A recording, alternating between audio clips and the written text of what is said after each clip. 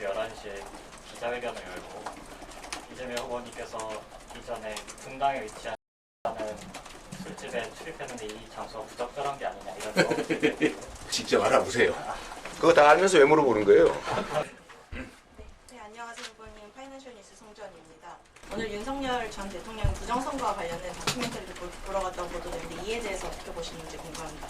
또 이처럼 계속 부정선거 이야기를 꺼내는 게 결국에는 선거 불복으로 이어지는 게 아니냐는 우려가 있는데 이에 대해서는 어떻게 대응하실 생각인지 궁금합니다. 그 선거 시스템으로 본인이 선거에 이겼는데 부정선거라고 하면 어떻게 되는 겁니까? 잘 이해가 안 되네요. 네, 다음 질문. 저 MBC 김상훈인데요.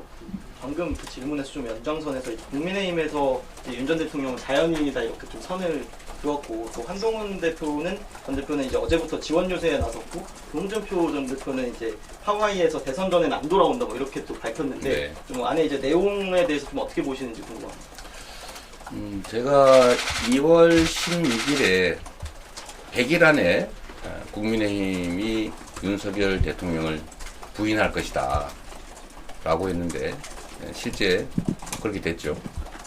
앞으로 더 강력하게 부인하겠죠. 그러나 그거는 겉보기에 국민들 보시라고 하는 허언이고 실제로는 깊이 연관되어 있고 탈당하면서도 응원하면서 나갔지 않습니까? 결국은 뭐 여전히 일심동체라고 보여집니다. 그리고 조만간 국민의힘이 아마 큰절하면서 이제 석고대제, 국민사죄 쇼를 하게 될 텐데 국민들이 그런 데 속을 만큼 정치의식 수준이 낮지 않다. 국민들을 진지하게 존중할 필요가 있다는 말씀을 충고로 드립니다. 네, 질문 있으실까요? 네. 저 연합뉴스 홍준선입니다. 오늘 반려동물 관련 정책 네. 발표를 해주셨는데 거기서 이제 유기 문제 그리고 반려인과 비반려인 간의 갈등을 언급을 해주셨는데 네. 현재 우리 사회에 있는 그런 유형의 문제 중에 대표적인 것이 길고양이 문제가 있는데 네. 좀 관련해서 어떻게 보고 계신지 궁금합니다.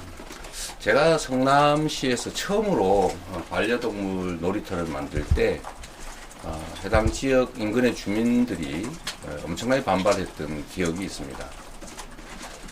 반려동물을 키우지 않는 그런 가정 입장에서는 그걸 왜 공공시설로 반려동물 놀이터를 만드느냐 이런 반발을 했고 또 반려동물과 함께 사는 그런 우리 주민들께서는 우리도 세금 내는 국민인데 우리의 삶의 양식은 왜 존중받지 못하느냐 또 이런 반발이 있죠.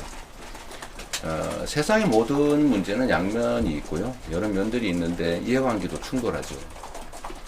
그걸 조정하는 게 정치의 역할입니다.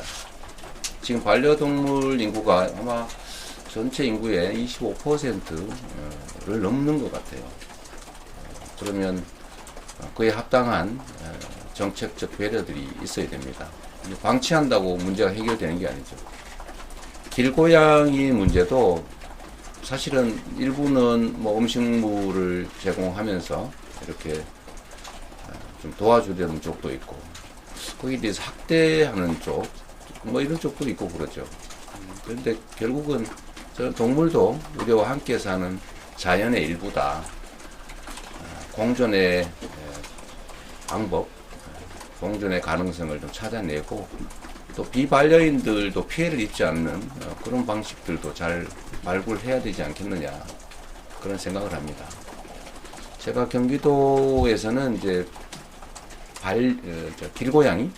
길고양이들 또는 유기묘, 그러니까 버려진 고양이 이런 유기묘 보호소도 저희가 만든 일이 있는데 그것도 역시 찬반론이 많았지만 그래도 지금은 잘 운영되고 있는 것 같아요.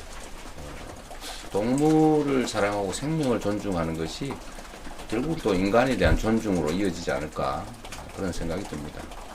동물 학대는 결국 인간성 상실로 이어질 수도 있는 것이다. 그런 면에서 함께 사는 세상에는 우리 동물들도 포함되는 게 좋겠다는 생각을 저는 하고 있습니다. 네, 여기까지 하면 될 것 같습니다. 좀 하라고 그러세요? 네. 네. 후보님 저희 MBN 표선우입니다. 반려동물 공약 관련해서 네. 표준수가제 도입 말씀하셨는데 네. 사실 이거는 지금까지 있어 왔는데 수익의 반발이 커서 도입이 안 됐던 거잖아요. 네. 이 부분 어떻게 해결하실지 여쭙고 싶고요. 그리고 어제 이창수 서울중앙지검장이랑 조상우 4차장이 자의를 표명했는데 이게 김건희 여사 재수사를 회피하기 위한 거다라는 의혹이 있어서요. 이건 어떻게 생각하실지 여쭙습니다. 반려동물, 동물 진료 수가 표준 제도, 다시 할게요. 표준 진료 수가 제도 도입은 사실 우리 반려인들이 매우 갈망하는 제도입니다. 그런데 이게 정부가 강제하기는 또 쉽지가 않죠. 그러다 보니까 너무 비싸다. 뭐 그게 또 결국 반려동물 유기로 또 나타나기도 하고, 그리고 유기동물도 관리 비용이 정부의 행정 비용으로 또 전가되기도 합니다. 표준수가제에는 정부의 일종의 행정지도 방식으로 먼저 접근을 좀 하고, 추후에는 반려동물 진료와 관련해서는 일반 보험제도를 좀 만들어낼 필요가 있지 않을까 생각합니다. 반려동물 의료 보험제도 얘기하니까 정부 재정으로 뭐 동물 치료하는 것도 지출하겠다는 거냐 이런 분들 계신데 사실 그건 아니죠. 제도를 만드는 것이니까 똑같은 입장에 있는 사람들이 똑같은 위험을 나눠 갖는 거니까요. 그런 제도도 설계해서 우리 그야말로 좀 건전한, 그리고 좀 뭐라 그럴까, 생명을 존중하는 그런 동물 보호 문화, 그런 걸 좀 만들어가면 좋겠습니다.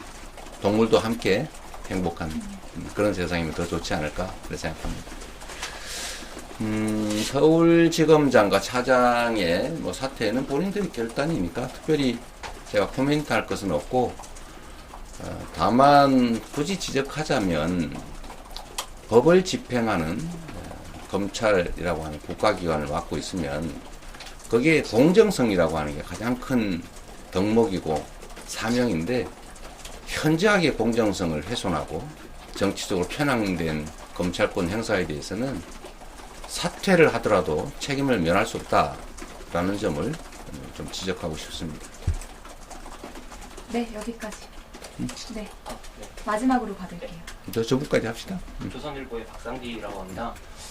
어제 박찬대 원내대표님께서 이제 입조심 이렇게 약간 경계 이제 주의보도 내리셨고, 또 이제 뭐 부자 몽조심 선거라는 얘기도 하는데, 이렇게 수세적인 선거 전략 약간 이런 얘기가 많이 있는데, 이준석 후보 같은 경우는 침대 축구 선거다 뭐 약간 이렇게 말씀하셨는데, 이런 부분에 대해서 어떻게 생각하시는지 궁금하고, 하나 더는 이번 주 토론회는 혹시 지난번 토론회와 이렇게 비슷한 기조로 가시는지, 아니면 조금 약간 전략을 달리 하시는지 그 부분도 좀 알고 싶습니다. 토론회는 아직도 시간이 많이 남아서 좀 천천히 생각해 보기로 하고, 토론회에 임하는 기본적인 자세는 국민들께 진지하고 성실하게 우리의 정책을 설명드린다, 이런 입장입니다. 선거와 관련된 박찬대 대표의 그 입장은 일부 언론이 60% 득표 이렇게 운운하면서 일종의 역결집을 유도하는 뭐 그런 것들 때문에 그러지 않았나 그런 생각이 좀 드는데, 우리 박찬대 총괄선대위원장의 발언은 뭐 제가 뭐라고 하기가 정확하게 알지 못해서 좀 그렇습니다. 네. 저는 내일경제 구성근 기자인데요. 네. 오늘 이제 국민의힘에서 11시에 기자회견을 열고, 이재명 후보님께서 이전에 분당에 위치한 술집에 출입했는데 이 장소가 부적절한 게 아니냐 이런 의혹이 혹시 이에 관해서 한 말씀만 주시겠습니까? 직접 알아보세요. 네, 여기까지 하겠습니다. 감사합니다.